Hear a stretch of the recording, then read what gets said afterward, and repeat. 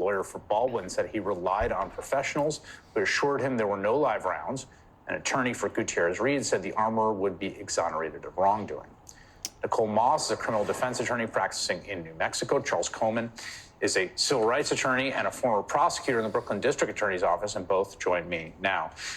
Nicole, let me just start with you. I think a lot of people were surprised, I think, to see this today, partly because people know Alec Baldwin, obviously very famous, and also because the entire thing just seems so depthlessly horrible and tragic, and clearly there was no intent, which is not being alleged by the prosecutor's office. So just take us through how surprised you are by these charges and what the standard here is that the district attorney's office has to prove.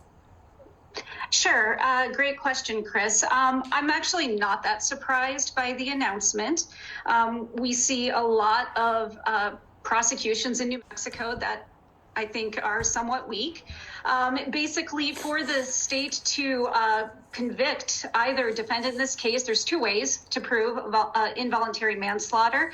The first way is when the killing happens during the commission of a misdemeanor offense, such as negligent use of a deadly weapon. And the second way is when the death occurs during a lawful act, which may cause a death and is done without due caution or circumspection. So basically, when you do something recklessly. This happened, obviously, there's no statute of limitations issue that they have here, but it does seem like a long time between the event and the charging decision. What do you think, Nicole? I think it has been a lengthy investigation. I would have expected that certain questions, such as where the live rounds came from, would have been answered before they would be moving forward with criminal charges. It doesn't sound like that has actually been cleared up at this point.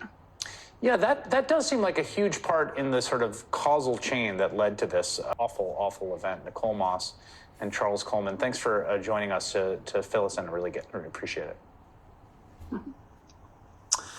That is all.